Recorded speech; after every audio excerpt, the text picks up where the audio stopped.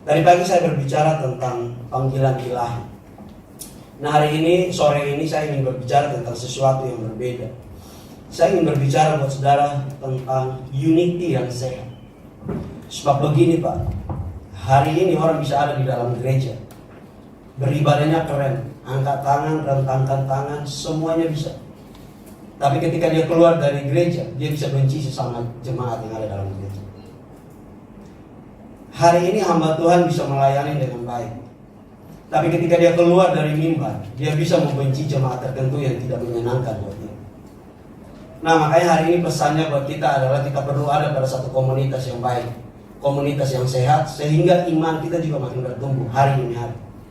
Sebab kalau kita ada dalam pergaulan yang buruk, komunitas yang buruk, itu merusak kehidupan kita. Bahkan rohani kita bisa nggak bertumbuh. Nah, saya mau sharing buat saudara dari kitab Markus pasal 2. Kita mulai dari ayat yang pertama. Markus pasal 2, mulai dari ayat yang pertama. Saudara perhatikan, saya mau baca buat saudara. Beberapa hari kemudian, waktu Yesus datang lagi ke Kapernaum, tersebarlah kabar bahwa ia ada di rumah. Saya mau kasih tahu saudara sedikit tentang kota Kapernaum. Kota Kapernaum itu kota yang penuh dengan mujizat. Di situ mertua Petrus disembuhkan. Di situ orang mati dibangkitkan. Tapi saudara tahu, saat yang sama kota Kapernaum menjadi salah satu kota yang dikutuk oleh Yesus, bersama dengan Korazin. Pesannya buat kita hari ini, Tuhan gak butuh gimmick rohani Pak Bu. Tuhan gak butuh kepura-puraan kita. Yang Tuhan butuh dari kita adalah perubahan hati. Jangan sampai kita beribadah hari demi hari, setiap minggu, setiap saat, setiap ada jadwal gereja kita beribadah, tapi kita gak mengalami perubahan hati. Jangan sampai kita menjadi Kapernaum yang berikut. Padahal nama Kapernaum ini suatu nama yang baik. Kota yang Yesus banyak buat mujizat di sana. Kota yang menyenangkan untuk orang tinggali. Tapi pada saat yang sama Yesus kutuk ini kota. Sebab Yesus tidak menjumpai lagi kebenaran ada di situ. Sama dengan Korazin. Karena itu hari ini pesannya buat kita. Ketika kita datang beribadah kepada Tuhan, bukan hanya sekedar legalitas, bukan hanya sekedar formalitas, tapi kita mau mengalami Tuhan secara pribadi. Karena ketika kita mengalami Tuhan secara pribadi, saya percaya begini, bahwa perubahan diri itu mengikuti kita. Pengenalan kita akan Tuhan makin intim, makin baik, makin bagus. Nah, kalau kita gak mengalami perubahan diri, kita ibadah dari kecil sampai gede, sampai mati, tetap aja begitu bos. Pak, saya lihat udah umurnya lumayan Pak, yang di belakang ibu yang bayar. Saya gak bilang Bapak gak berubah loh, jangan semua lihat ke dia juga, karena nanti Bapaknya marah. Tapi bayangkan, Bapak ini dari kecil sampai usia begini, dia gak ngalamin perubahan hati, perubahan diri, gak ngalamin Tuhan. Betapa ruginya kita. Saya udah 31 tahun. Saudara bayangkan kalau saya mati besok, dan saya tidak mengalami Tuhan, betapa sia-sianya pelayanan saya. Artinya setiap kesempatan itu kita harus tangkap dengan baik. Yesus senang dengan Kapernaum, tapi ketika Yesus tidak menjumpai lagi kebenaran di sana, Yesus kutuk di kota. Ada banyak pengajar-pengajar yang hari ini mengajarnya baik, tapi ketika Yesus tidak menjumpai kebenaran dalam diri mereka, Yesus marah sama mereka. Saudara lihat berapa kali Yesus marah-marah yang ahli Taurat dan orang Farisi. Kitab Taurat itu di luar kepala Pak Bu, hafal mati. Satu aja yang mereka gagal, nggak bisa lakuin. Hari ini kita jangan sampai mengerti semua firman Kejadian sampai Wahyu, bahkan kamus-kamusnya saudara tahu. Tapi kalau saudara nggak berubah, fatal. Saya nggak ngancam saudara. Ini firman yang kita harus sama-sama belajar. Ayat yang kedua, saudara. Kita lagi ayat kedua. Ayat kedua firman Tuhan bilang begini. Orang-orang datang berkerumun sehingga tidak ada lagi tempat, bahkan di depan pintu pun tidak. Ia memberitakan firman kepada mereka. Artinya begini, Yesus hadir dimanapun, ia selalu memberitakan kebenaran firman Tuhan, sehingga followersnya banyak. Kalau hidup saudara itu baik, ada banyak orang senang dengan saudara bicara. Firman Tuhan bilang begini, maka datanglah orang berkerumun Sehingga tidak ada lagi tempat. Bahkan di muka pintu pun tidak. Saudara bayangkan, begitu banyak orang yang datang. Karena apa yang dia bicarakan itu firman, Pak, Bu. Ibu-ibu kalau ngumpul, ingat, jangan suka bicara orang. Itu PR tuh, Bu. Lu tahu nggak? Ibunya jawab, enggak. Wah, panjang itu, Bos. Tapi bapak-bapak juga sekarang ngeri. Tahu nggak? Wah, temannya jawab, enggak. Panjang. Udahlah, Bu, Pak. Takut Tuhan aja dah, gak usah aneh-aneh. Dimanapun kita berada, kita harus berdampak positif buat orang. Ketika kita hidupnya tidak baik, saudara bayangkan, 10 orang lagi kagum sama saudara, dan hidup saudara tidak baik, saudara bayangkan, impactnya buat 10 orang itu. Saudara mengerti maksud saya?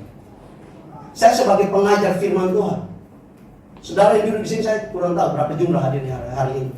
Tapi bayangkan saya ajar firman yang salah. Berapa banyak saudara yang disesatkan dengan pengajaran ini. Yesus dimanapun dia berada, dia selalu cerita tentang kebenaran.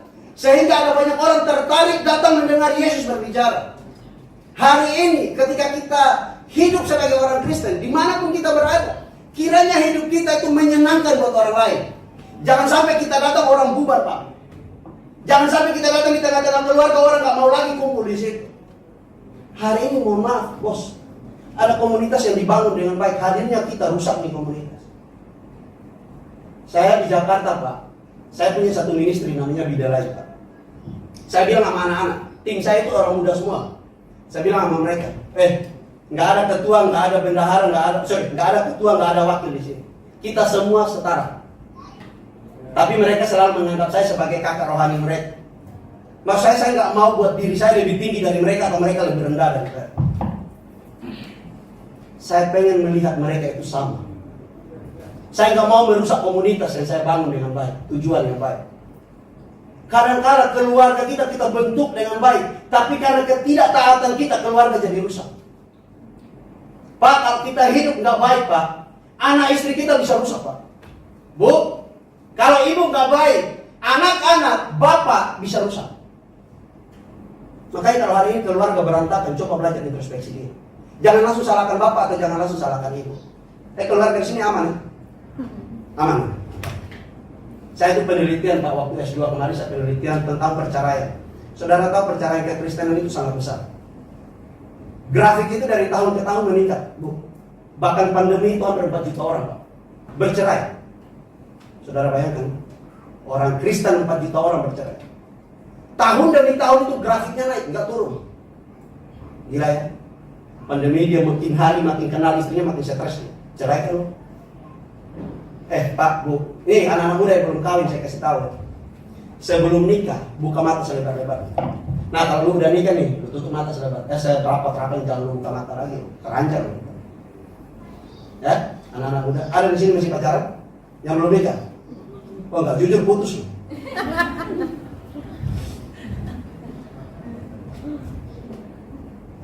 Sebelum menikah, buka mata selebar-lebar. Karena menikah, saya sih baru 1 tahun menikah, Pak. Pengalaman baru dikit. Tapi paling enggak ombaknya saya udah mulai rasa nih, Pak. Jangan pikir hamba Tuhan enggak ada ombak, Bos. Ini manusia semua ini. Jadi menikah itu enggak gampang. Karena itu perlu hati-hati memilih pasangan hidup. Kenapa jadi saya bicara jodoh ya? Tapi ini masukan buat saudara. Masukan buat kita semua. Pembelajaran. Kalau kita nggak beres, salah satu dari anggota keluarga nggak beres, dampaknya itu besar, Bu. Bisa-bisa anak bakal sekolah, bisa-bisa istri lagi, usaha istri bangkrut, bisa-bisa karena nakalnya kita, usaha kita bangkrut, keluarga kita berantakan. Saudara harus tahu begini, ketika hubungan saudara dengan istri atau dengan suami berantakan, bukan hanya kalian berdua yang ngalami, keluarga besar pun ngalami hal yang sama. Saya beberapa waktu lalu ketemu, mohon maaf kalau ada di sini orang Chinese Manado. Ada satu orang bilang begini sama saya, Pak, saya nggak mau punya kalau mantu orang Manado. Kenapa? Kan orang Manado nggak semua jahat. Tadi abang bersaksi tentang orang NTT, orang NTT kacau-kacau sih, Pak. Saya juga orang NTT, tapi kita harus belajar bertiga, Pak. Kalau nggak dimanapun kita berada susah orang terima kita, Pak. Saya satu kali di Jakarta, Pak, makan. Saya baru masuk restoran, ibunya angkat tas, taruh di paha. Kenapa ditaruh tas di paha ya? Saya habis makan, saya habis bayar, dia baru turunin tas. Saya ke toilet, dia taruh lagi tas. Terus istri saya bilang sama istri saya, ini orang kenapa ya? Saya lewat, dia taruh tas di paha. Bila saya selesai, dia turunin tas. Istri saya bilang, muka lu seram. Saya bilang, dia gak tahu kalau ini pendeta. Pendeta kan enggak, ya ampun boleh seram bos, tapi hati ini baik. Wajah kita boleh jelek bos, tapi kalau hati baik Tuhan senang. Ada banyak orang wajah cakep, cantik, ganteng, tapi kalau hati nggak baik, ya percuma bos. Tuhan gak suka dengan orang-orang yang munafik. Tuhan suka dengan orang-orang yang baik, orang-orang yang mau mengalami Tuhan hari demi hari. Yesus ketika dia ada dimanapun, ada banyak orang senang datang ke dia. Firman Tuhan bilang gak ada tempat loh buat orang datang untuk mendengar Yesus berbicara. Saking banyak orang yang senang dengan Yesus. Saudara bayangkan ya, ketika saudara ini baik, benar, wah betapa jadi berkatnya hidup saudara. Nggak usah ngomong kejadian sampai wahid pak, cukup hidup baik aja orang bisa tahu Tuhan. Saya bukan berarti nggak setuju dengan orang belajar Alkitab, enggak, saya setuju. Tapi kalau buat apa kita belajar Alkitab, sedangkan kita nggak bisa melakukan apa yang kita pelajari. Nah, yang Yesus mau dari kita adalah kita mempelajari tentang Yesus, tentang Tuhan, dan kita melakukan apa yang Yesus mau dalam hidup kita.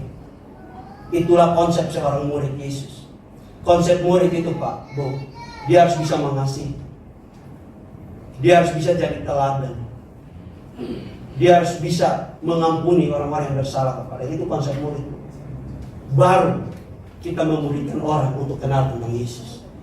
Jadi jangan salah langkah. Ada orang mulai dengan mau memuridkan orang kenal Yesus, sedangkan dia sendiri nggak benar-benar jadi murid. Itulah kegagalan kita. Orang akan lihat apa yang kita sampaikan. Orang akan lihat apa yang kita buat. Kalau yang kita sampaikan baik, yang kita lihat, yang kita perbuat baik, ada apinya, ada kebenarannya, orang pasti dengar. Yesus, orang menjumpai kebenaran. Ya, ada orang yang menolak Yesus, ada orang yang menolak pengajaran Yesus. Tapi karena mereka aja yang gak mau buka hati untuk Yesus. Jadi mari kita sama-sama belajar. Tidak ada yang terlambat Pak, Bu. Ini basicnya, harus firman Tuhan. Kalau basicnya Alkitab firman Tuhan, itu pasti keren. Membangun keluarga pun, kalau basic kita Alkitab, keluarga kita kokoh, utuh. Membangun usaha, basicnya Alkitab, usaha kita pasti baik. Menjalani hubungan, basic kita kalau Alkitab, kita gak akan sembarang menyakiti, menghancurkan pasangan kita. Hari ini di kota pacarnya udah kacau Pak, Bu. Saya tinggal di Jakarta di daerah namanya Pik. Kalau malam kita lewat itu Pak, anak-anak muda pacarnya udah kacau balau semua Pak. Kalau saudara lihat dari belakang kelihatan cuma satu doang. Padahal kalau saudara lihat ini ada dua manusia sebenarnya. Saya nggak usah jelaskan, saudara ngerti maksud saya. Ngeri Pak, Bu, anak-anak muda sekarang pacaran. Mari kita sama-sama belajar. Basicnya harus Alkitab. Sama dengan seorang pembicara firman Tuhan. Kalau basicnya tidak Alkitab, yang dia ceritakan adalah dirinya. Yang dia ceritakan adalah keluarganya. Yang dia ceritakan adalah neneknya, bapaknya, anaknya, semua diceritakan di situ. Karena apa? Basicnya bukan Alkitab. Tapi kalau basicnya Alkitab, yang dia ceritakan adalah kebenaran firman. Dan itu Yesus buktikan. Basicnya firman Tuhan. Makanya ada banyak orang mau dengar Yesus. Seandainya basicnya bukan firman Tuhan, saya pastikan begini, bahwa ada banyak orang dengar Yesus. Nggak ada banyak orang ikut Yesus. Oh udah basicnya firman Tuhan aja satu masih gagal.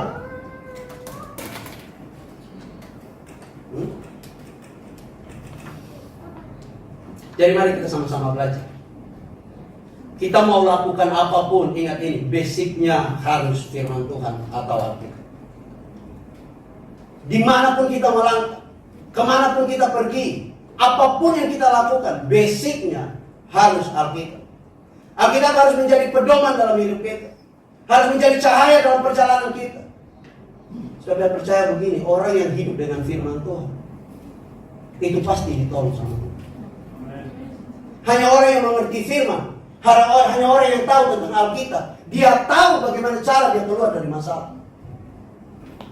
Tapi kalau Alkitab tak pernah tinggal dalam hatinya, ketika dia diperhadapkan dengan situasi sulit, dia susah bos keluar situ. Karena dia gak akan mengerti bahwa Tuhan sang penyedia pertolongan itu. Tapi kalau kita menguasai firman, kita belajar firman Tuhan, kita hidupi firman Tuhan, ada masalah kita tenang bos. Mungkin kita ragu-ragu sebagai manusia biasa, wajar. Tapi kita gak akan pernah mengingkari iman kita, sebab kita tahu apapun masalah kita, Tuhan Yesus pasti tolong kita. Amin. Tepuk tangan buat Tuhan Yesus. Ayat yang ketiga, saudara. Ayat yang ketiga. Kita sampai ayat 12 ini lumayan Pak. Ini belum jam, masih lama. Makan malam jam berapa? Hah? Jam 11 terpingsan di TV. Tadi Pak Gembala bilang dulu orang dari Malaysia 4 jam ya Pak. Pas saya sih belum sampai 4 jam lah ya, paling 2 jam dikit.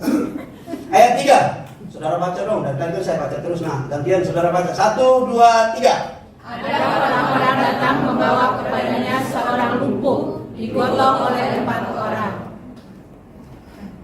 Sorry sebentar.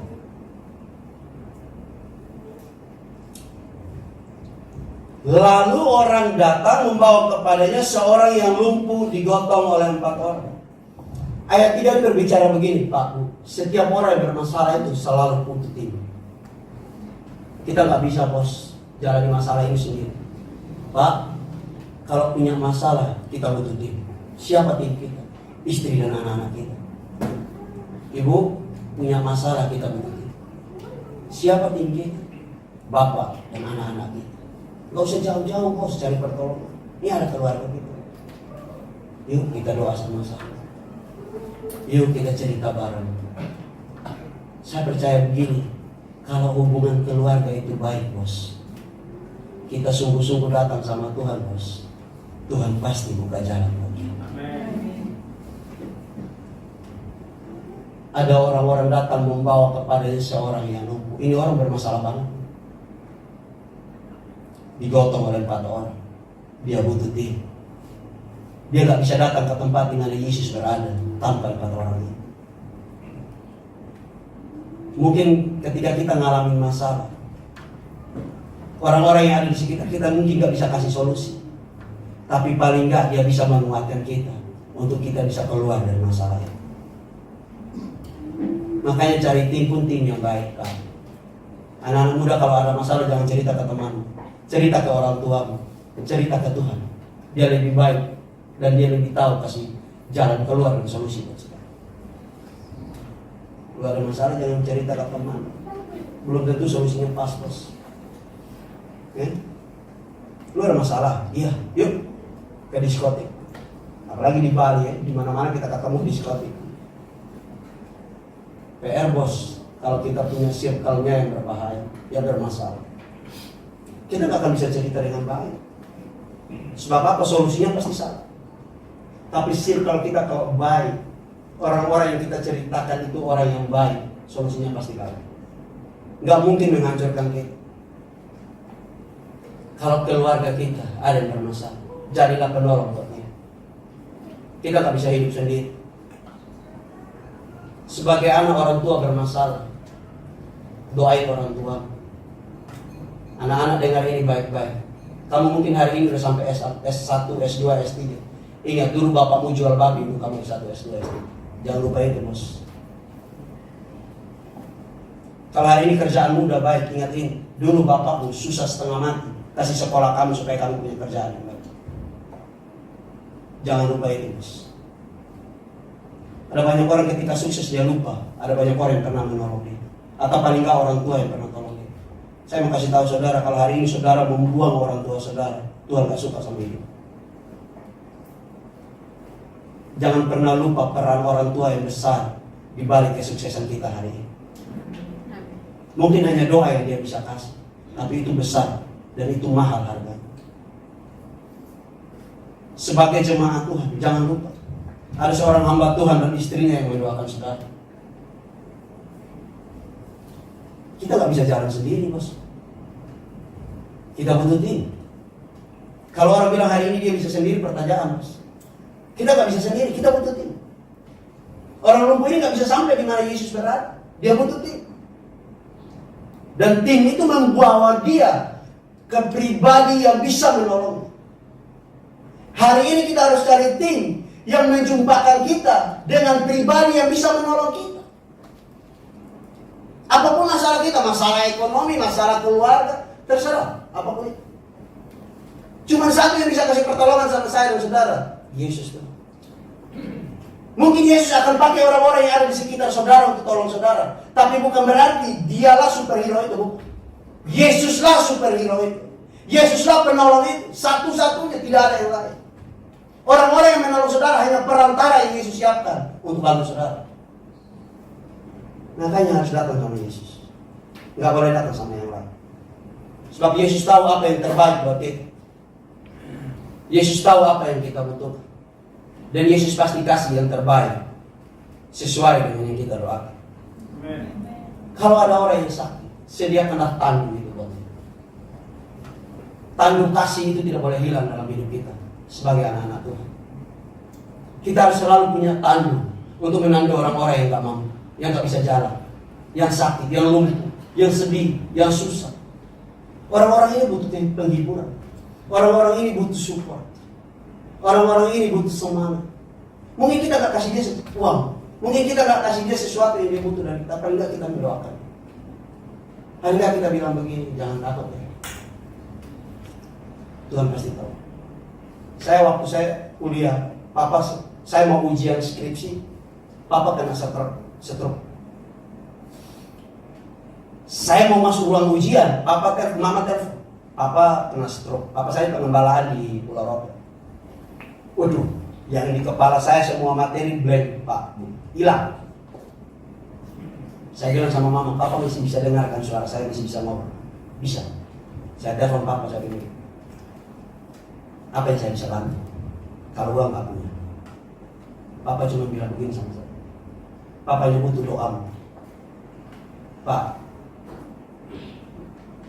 kadang orang tua nggak butuh uang kita, dia hanya butuh perhatian kita. Nih anak-anak muda ya, atau saudara yang masih punya orang tua. Mungkin orang tua gak butuh duit kita, tapi perhatian kita penting buat dia. Pedulinya kita itu penting buat dia. Orang Kristen yang baik adalah orang Kristen yang penuh kasih dan peduli terhadap sesama. Ayat yang keempat, saudara. Namun mereka tidak dapat membawanya kepada Yesus karena orang banyak itu. Lalu mereka membuka atap di atas Yesus sesudah terbuka. Mereka menurunkan tikar tempat orang lumpuh itu berbaring. Pertanyaannya begini, saudara. Dengan situasi seperti ini, kalau saudara jadi 4 orang itu, apa yang saudara buat? Di sini ada orang nggak ya? Ada ya? Kalau kita jadi 4 orang itu, kita bawa nih orang lumpuh nih. Firman Tuhan bilang begini, mereka gak bisa masuk dan gak bisa ketemukan orang lumpuh ini dengan Yesus. Kalau jadi saudara, apa yang saudara buat? Allah, lu di sini aja udah berat banget lagi. Apakah begitu? Yang benar. Hah? Jujur-jujur aja, bos. Hah? Udah capek loh, agak jauh-jauh loh. Hah? Umumnya manusia, dia pasti letakin. Udahlah, ntar lu tunggu deh, pasti dia keluar. Kalau udah niat tolong orang, harus totalitas. Nggak boleh setengah-setengah. Kalau lu hanya mau taruh dia di depan pintu, nggak usah tolong, bos. Kalau lu benar-benar tolong, bawa dia ketemukan ke orang yang kamu ingin jumpakan. Jangan di depan pintu, bos. Jangan di tengah jalan. Makin tambah stres, mati lu. Apa yang kita mau buat? Apakah kita letakin dia begitu aja? Tentu tidak, kalau kasih Tuhan ada dalam diri kita. Sebab kasih Tuhan akan menolong kita semua untuk gampang ibah dengan orang-orang yang ada di sekitar. Tapi kalau saudara nggak ngalamin kasih Tuhan, rasa ibah itu tidak mungkin ada dalam diri saudara. Pelayan juga sama, bos. Mau melayani Tuhan pun harus totalitas. Lu jangan melayani Tuhan dipengaruhi situasi hati, bos. Kalau hati lagi baik, nyanyinya keren. Kalau hati lagi nggak baik, nyanyi asal-asal. Ada pelayan di sini Pak begitu? Nggak ada ya? Di sini baik-baik semua kayaknya. Nah, saya lihat muka-muka saudara malaikat semua. Gak ada yang ngaku, Pak. Nggak ada. Saya lihat sih muka-muka saudara baik semua. Melayani Tuhan pun sama Pak, Bu. Kita harus totalitas. Kalau kita setengah-setengah pelayanan kita pasti nggak jadi berkat. Apalagi dipengaruhi situasi hati. Wah PR bos, mendingan nggak usah pelayan. Kita jadi batu sandungan buat orang. Orang yang mau datang beribadah kepada Tuhan karena kita yang nggak beres ini, akhirnya orang nggak mau lagi beribadah kepada Tuhan. Dampaknya selalu besar bos setiap kesalahan ini. Melayani Tuhan kita harus totalitas. Lagi senang kita gampang bantu orang. Bagaimana kalau lagi susah? Bagaimana kalau lagi sedih? Bisa nggak bantu orang? Kan gampang kan? Kita kasih persembahan gede kalau kita lagi berkati Tuhan. Tapi kalau lagi nggak ada duit, nggak lagi punya banyak, bisa nggak saudara tetap kasih persembahan sama Tuhan? Itu pertanyaan bos. Jawab sendiri. Umumnya manusia begitu. Hatinya baik dia bisa buat apa aja. Tapi kalau hatinya lagi nggak baik, lagi nggak nyaman, wah itu susah bos. Orang butuh pertolongan dia bisa tutup mata.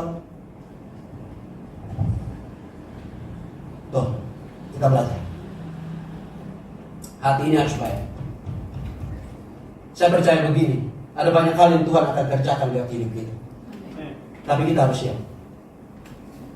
Karena kalau kita nggak siap, wah itu bisa hilang. Dan satu lagi saya mau kasih tahu, jangan pernah merasa paling inti dan paling hebat. Jangan pikir begini, kalau nggak ada saya ibadah nggak jalan. Jangan nggak ada saya musik nggak mungkin keren.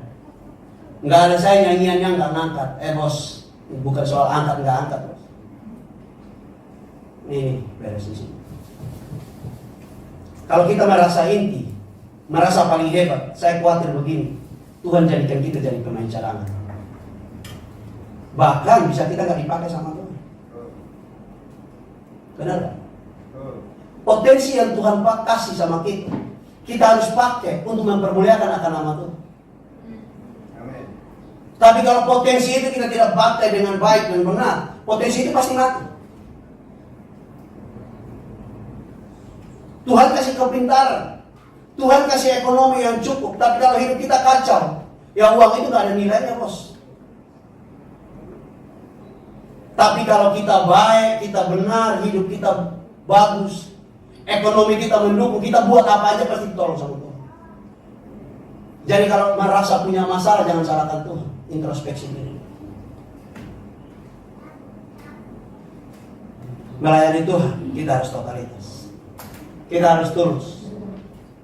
Kita bisa bohongin semua orang yang ada di depan kita. Tapi ingat ini baik-baik, kita gak bisa bohong sama Tuhan kita. Tuhan tahu kedalaman hati kita semua. Jangan main-main sama Tuhan. Ayat yang kelima. Ketika Yesus melihat iman mereka, berkatalah ia kepada orang lumpuh itu, "Hai anakku, dosa-dosamu sudah diampuni." Ada satu hal yang menarik. Kalau saudara lihat di situ apa yang saudara jumpai? Ada satu hal yang menarik. Yesus firman Tuhan bilang begini, ketika Yesus melihat iman mereka, seolah-olah orang lumpuh ini dilupakan. Iman 4 orang ini menentukan orang lumpuh ini sembuh. Bisa saja Tuhan lihat hadirnya kita, Tuhan tolong orang yang ada di sekitar kita. Ngerti maksud saya? Di keluarga, bapak jadi bapak yang baik. Karena kebaikan bapak, Tuhan berkati keluarga bapak. Bu, jadi ibu yang baik, Tuhan lihat kebaikanmu, Tuhan berkati keluargamu. Amin. Firman Tuhan bilang begini, ketika Yesus lihat iman 4 orang ini, Yesus bilang sama orang lumpuh ini, "Hai anakku, dosamu sudah diampuni."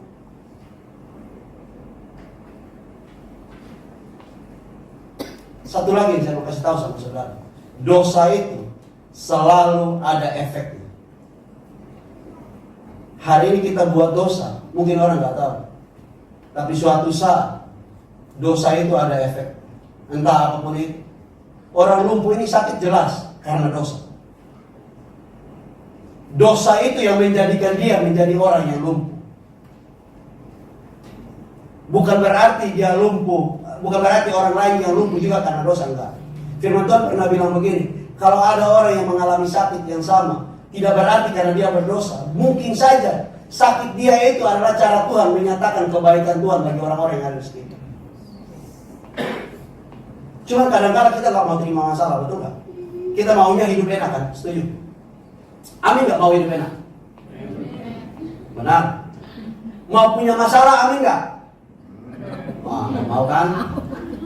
Umumnya orang itu maunya hidup enak, bos. Gak mau hidup susah, gak mau punya masalah.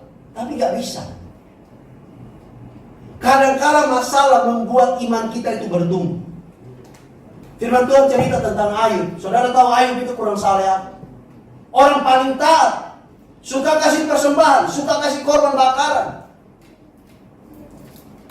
Tapi toh dia mengalami masalah yang berat dalam hidup. Kehilangan semua anaknya, kehilangan semua harta bendanya, kehilangan semua yang dia miliki. Bahkan istrinya bilang begini, udahlah lu kutuk aja Tuhan. Ibu, tolonglah, kalau bapak punya masalah jangan aneh-aneh ngomong. Istri-istri ini PR juga ini kalau ngomong. Saudara tahu satu kali Abraham pergi sama Ishak mau kasih persembahan lewat Tuhan. Kenapa dia nggak bawa Sarah? Saya sih duganya begini, kalau dia bawa Sarah bisa batal persembahan. Hari ini bapak datang ibadah ada yang nggak bawa istri ya? Ada. Bawa? Bawa nggak pak? Nggak ya? Nggak bawa. Tapi aman ya, istri aman ya? Saya takut begini, nanti bapaknya bilang begini, iya saya nggak bawa istri. Karena kalau istri saya ada, saya ibadah nggak sungguh-sungguh. Wah itu PR bos. Ibu-ibu jangan jadi batu sandungan. Udahlah cukup Hawa aja yang makan buah, jatuh kita semua ini. Ya lah, kita semua sama-sama belajar. Tapi kadang-kadang kita nggak mau terima masalah. Kita maunya hidup enak. Tapi kalau kita punya masalah, jangan buru-buru salahkan Tuhan. Jangan buru-buru salahkan orang-orang yang ada di sekitar. Ini orang punya masalah, bukan karena salah keluarga, bukan karena salah pendetanya, salah diri, makanya membuat dia lumpuh. Tapi tertolong oleh iman 4 orang itu. Saya percaya begini, Yesus sembuhkan ini orang bukan karena ini orang, karena belum tentu dia bertobat. Yang dia datang sama Yesus itu bukan masalah soal minta ampun, bos. Dia datang sama Yesus hanya mau sembuh. Ada banyak orang datang sama Yesus hanya mau berkat, nggak mau benar-benar berdamai dengan Yesus. Harusnya kita datang sama Tuhan, kita benar-benar mau berdamai dengan Tuhan. Hari Minggu ini semua malaikat bos, PRD itu Senin sampai Sabtu. Benar nggak? Minggu ini malaikat semua nih pak. Kayaknya nggak punya, kan nggak mungkin saudara maki-maki di sini kan? Kayaknya benar semua kan? Saya lihat sih mirip-mirip malaikat, nggak jauh-jauh sama inilah Yohanes.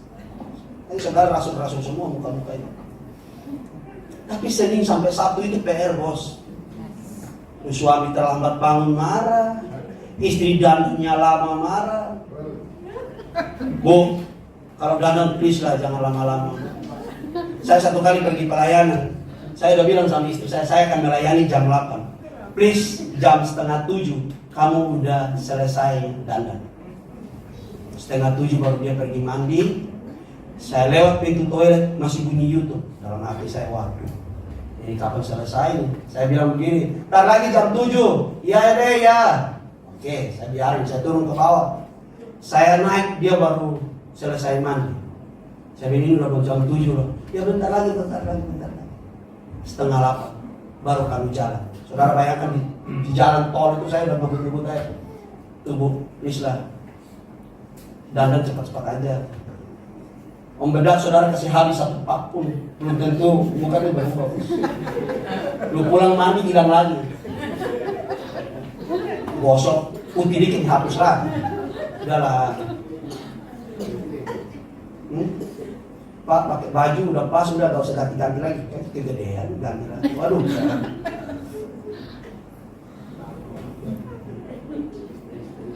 Yuk kita sama-sama belajar ya. Kita mau terima masalah, bukan berarti kita cari masalah, enggak. Kita mau terima ujian, kita mau terima tantangan. bisa saja masalah atau tantangan yang kita alami menolong kita makin intim dengan Tuhan. Amin. Saya lihat muka-muka saudara sih penuh masalah semua.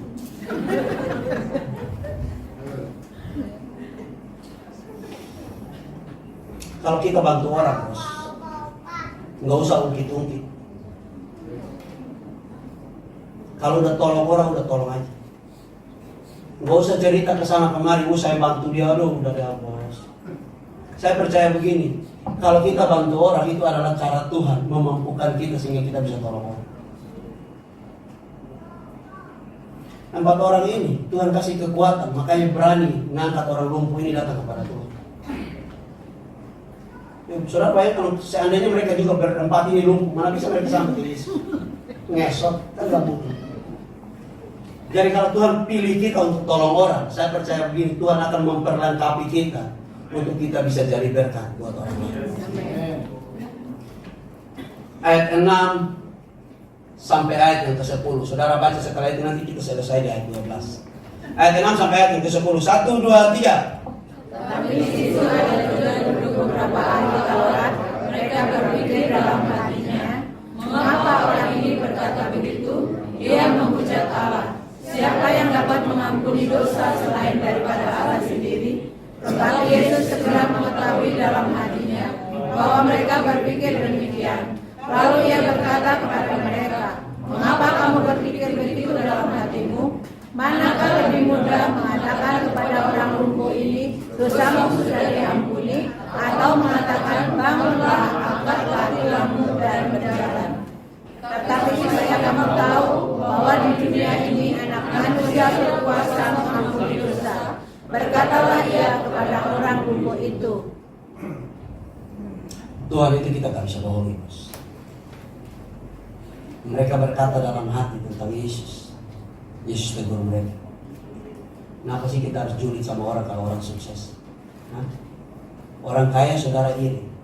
Saudara aja yang gak mau kerja makanya miskin.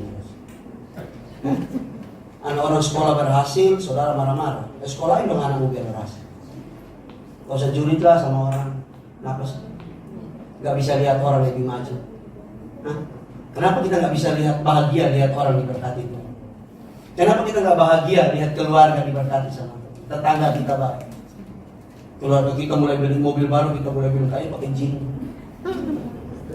Jin bawa-bawa. Istrinya cantik, lu saudara harus bilang pasti operasi plastik. Di sini ada operasi plastik. Operasi karung? Enggak ya. Muka saudara kayaknya alami semua. Janganlah operasi plastik, dulu udah bagus, lu buat lagi jadi hancur. Ibu pengen ini operasi kok? Enggak ya? Aman. Enggak usah julid lah sama orang. Kita harusnya bersyukur kalau ada orang yang maju. Kita ada di dalam komunitas ini. Kita harusnya bersyukur kalau ada jemaat yang kita tahu diberkati sama Tuhan. Enggak usah ini. Kalau saudara belum diberkati, ya kerja keras dong.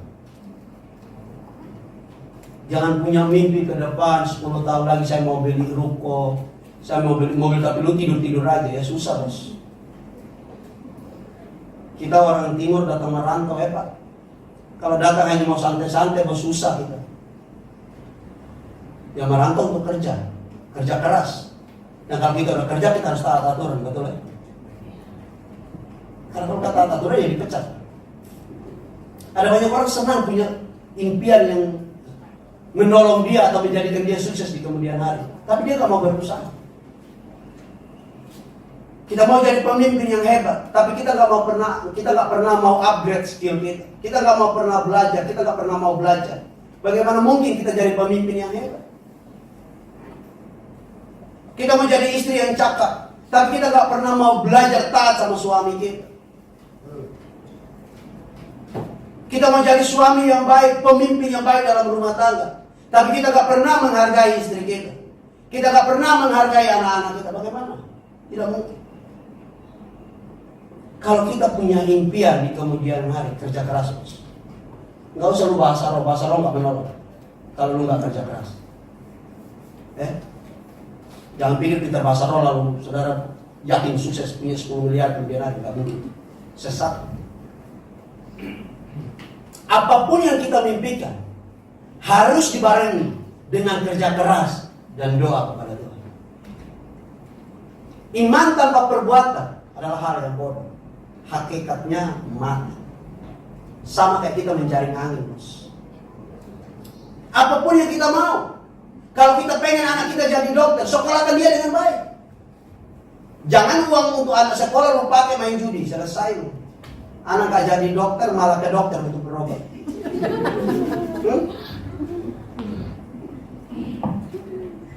Pengen punya mobil, kerja keras, bayar kredit biar ditarik lagi. Pengen punya istri yang baik, jadi laki-laki yang baik. Pengen punya suami yang baik, pastikan bahwa dirimu baik. Orang baik ini akan ketemu orang baik. Kalau lu berantakan, bos, susah. Jangan bilang begini, tapi Tuhan kan mengampuni dosa. Bos, ini beda lagi kasusnya ini. Lu jahat, lu bilang Tuhan mengampuni dosa, gak mau berubah. Saya gak bilang begini, gak boleh bermimpi. Silakan bermimpi. Tapi tolong, kaki harus tetap napak di tanah. Lu melayang-layang PR. Garasi hanya nampak satu mobil, pengen punya 2 mobil, ganggu ke jalan yang lain. Rumahnya buat motor, pengen punya mobil, susah gak parkir di garasi, parkir di jalan. Spion hilang besok.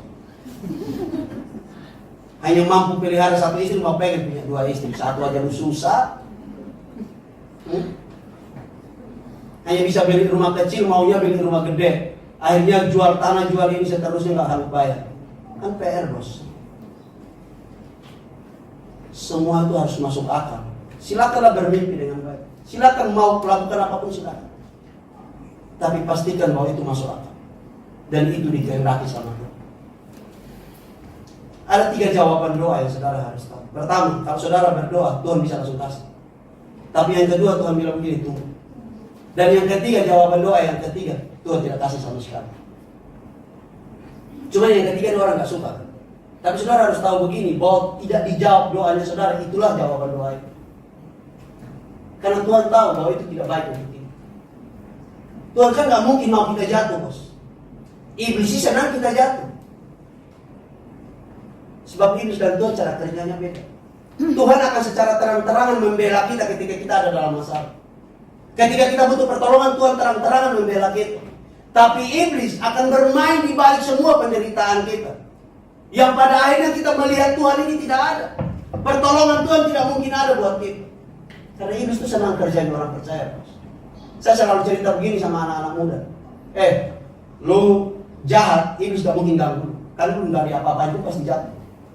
Tapi kalau lu baik, iblis akan kerja keras hancurin hidup. Jadi kalau kita sebagai jemaat pun kalau kita jahat, iblis gak mungkin ganggu kita, percaya. Kaya bisa tambah kaya. Miskin bisa jadi kaya. Tapi kalau kita baik, takut Tuhan, wah iblis kerja keras bos, jatuhkan kita. Iblis akan kerja keras bilang begini, lu sembah babi ngepet no, kaya. Tapi kalau kita benar bos, kita gak mungkin lakukan itu. Kita tahu sumber berkat itu datangnya daripada Tuhan. Ayat yang terakhir saudara, 11 dan 12 firman Tuhan bilang begini. Kepadamu kukatakan, bangunlah, angkatlah tempat tidurmu dan pulanglah ke rumahmu. Dan orang itu pun bangun, segera mengangkat tempat tidurnya dan pergi keluar di hadapan orang-orang itu.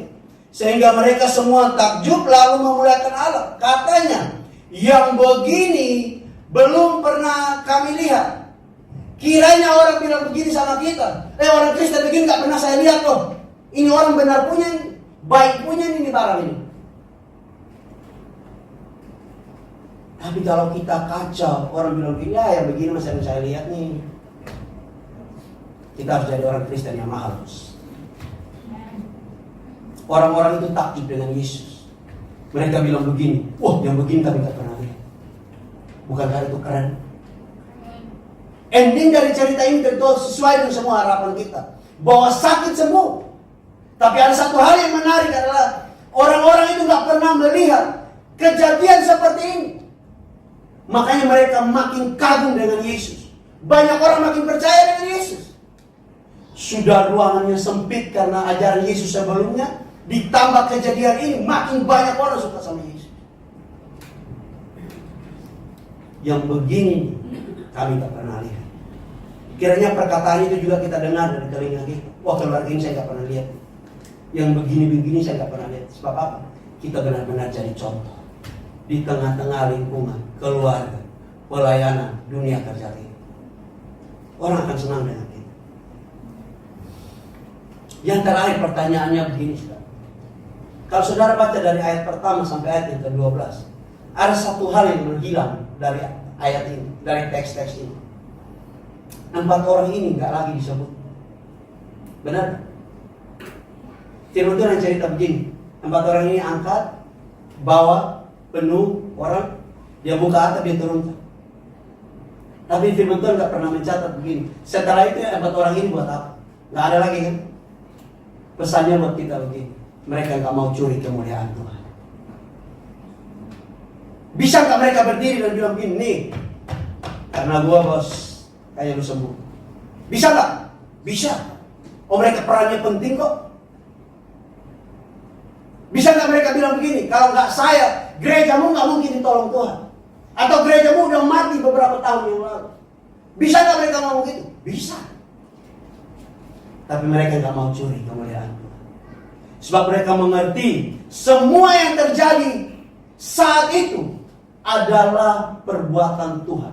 Mutlak perbuatan Tuhan. Saya berpikir begini, bahwa 4 orang itu juga akhirnya duduk mendengar Yesus mengajar. Keren. Kita harus belajar ini. Kalau bantu habis orang selesai, Pak. Nggak usah untuk ini. Kalau kita udah tolong orang selesai, bos. Nggak usah lagi cerita-cerita. Saya udah bilang tadi, bahwa itulah cara Tuhan memampukan saudara, sehingga saudara bisa tolong orang. 4 orang ini nggak mau curi kemuliaan Tuhan. Mereka tahu siapa yang harus diagungkan di balik semua peristiwa ini. Pelayanan kita mungkin memberkati banyak orang. Jangan curi kemuliaan Tuhan. Karena saya, bos, bilang, jangan main-main sama Tuhan. Tadi pagi saya bilang begini, kita nggak boleh buat agenda lain di atas agenda Tuhan. Sebagai anak, sebagai murid, kita hanya bisa melakukan apa yang menjadi agenda Tuhan. Nggak boleh mencuri apa yang menjadi agenda Tuhan. Nggak boleh mengambil apa yang menjadi kemuliaan untuk Tuhan. Itu punya Tuhan. Kita hanya alat yang dipilih Tuhan dari sekian banyak orang. Makanya saya belajar begini. Setiap kali saya dikasih kesempatan pelayanan, saya belajar persiapkan dengan sungguh-sungguh. Mau saya khotbah 1 orang, 10 orang, 100 orang, 50 orang, kualitas khotbah saya tetap sama. Saya nggak mungkin berubah khotbah saya, Pak. Sebab saya tahu siapa yang saya harus layani. Tuhan yang memilih saya dari sekian banyak orang untuk jadi pembicara. Kalau saya flashback balik ke belakang, saya nggak layak, bos. Papa saya pendeta, tapi hidup saya hancur-hancuran. Kalau saya mau lihat balik ke belakang, nggak layak, bos. Tapi Tuhan pilih saya untuk jadi pembicara, untuk jadi alat Tuhan. Kadang-kadang kehidupan kita kayaknya nggak layak. Tapi kalau Tuhan pilih kita, artinya Tuhan suka dengan hidup kita. Dan Tuhan mau kita jadi dampak, berkat di mana kita berada. Tuhan Yesus memberkati kita. Kita berdoa.